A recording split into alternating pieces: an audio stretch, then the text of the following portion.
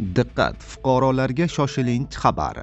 Ko'pchilik buni bilmaydi. Pensiyani 2 baravar yuqori olish mumkin. Lekin bitta muhim sharti bor. Nega ayrimlar katta pensiya oladi, boshqalar esa juda kam? Sirini hozir aytaman. Agar hozirda shu ishni qilmasangiz, kelajakda pensiyangiz juda kam chiqishi mumkin. Pensiyangizni oshirishni xohlaysizmi? Unda bu videorolikni tezda oxirigacha ko'ring. Yuqori pensiya olishning 3 ta qonuniy yo'li bor. Birinchisini hamma bilmaydi. Assalomu alaykum, hurmatli tomoshabinlar, tezkor yangiliklardan birinchilardan bo'lib xabardor bo'lishni istasangiz, videorolik ostiga like tugmachasini bosib qo'yishni unutmang. Diqqat qiling, yuqori pensiya olish uchun nimalar qilish kerak?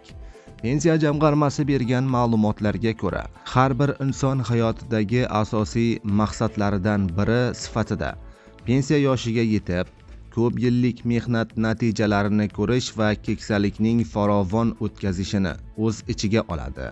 Bu davrda albatta daromad manbai sifatida pensiya muhim ahamiyat kasb etadi.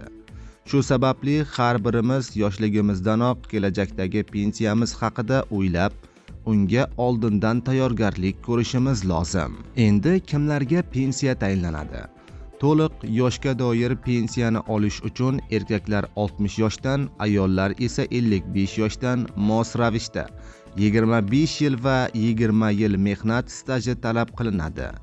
Agar fuqaroning mehnat staji kamroq bo'lsa, lekin 7 yildan kam bo'lmagan taqdirda ularga to'liq bo'lmagan pensiya tayinlanadi.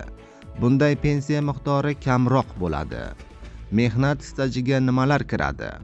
Pensiya miqdorini aniqlash fuqaroning rasmiy ishlagan yillari va olgan daromadlari hisobga olinadi. Mehnat stajiga shuningdek yakka tartibdagi tadbirkorlik, o'zini o'zi band qilganlik yoki xorijda ishlovchilarning pensiya jamg'armasiga to'lagan ijtimoiy soliq davrlari ham qo'shiladi. Ma'lumot uchun, ayollar 54 yoshdan pensiyaga chiqish huquqiga ham ega. Agar ularning mehnat staji yoki ijtimoiy soliq to'lagan davri yakka tartibdagi tadbirkorlik, o'zini o'zi band qilganlik yoki xorijda ishlagan davrda 20 yilni tashkil etsa, shu bilan birga fuqaroning 7 yil yoki undan ko'proq mehnat staji bo'lsa, quyidagi davrlarda ham umumiy stajga qo'shiladi. Harbiy xizmatdagi davrlari, oliy o'quv yurtidagi kunduzgi shaklda o'qish, bolaga qaragan davri har bir bola uchun 3 yilgacha jami 6 yil. Fuqarolar uchun muhim tavsiyalar. Pensiya jamg'armasi fuqarolarga yuqori pensiya olish imkoniyatini ta'minlash uchun quyidagi tavsiyalarni berdi.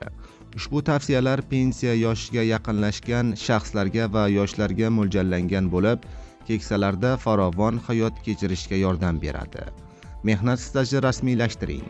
Ish faoliyatingizni rasmiy ekanligiga va mehnat stajingiz ishlayotgan tashkilotingizda to'g'ri qayd etilayotganligiga ishonch hosil qiling.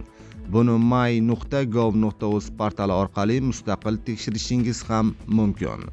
Staj ma'lumotlarini raqamlashtirishni ta'minlang. Zamonaviy raqamli davr talablariga muvofiq ish joyingizdan mehnat stajingizga raqamlashtirishni so'rang. Rasmiy daromadni oling. Ish haqqi rasmiy to'lanayotganligi, soliq va pensiya jamg'armasiga ajratmalar kabi to'lovlarning muntazam amalga oshirilayotganligiga ishonch hosil qiling. Mehnat ma'lumotlaringizni yangilang. Agar ishlamagan bo'lsangiz, Mehnat vazirligi qashshoqlikni qisqartirish va bandlik bo'limiga murojaat qilib, ish faoliyatingiz haqida ma'lumotlarni raqamlashtirishini talab qiling. Bundan mehnat faoliyatingiz haqidagi ma'lumotlarni raqamlashtirsangiz, pensiya yoshiga yetganingizda bu sizga osonlik yaratadi. Pensiya jamg'armasi tomonidan tavsiyalar etilgan ushbu qoidalarga amal qilsangiz, pensiya yoshiga yetganingizda huquqingiz kafolatlangan bo'ladi.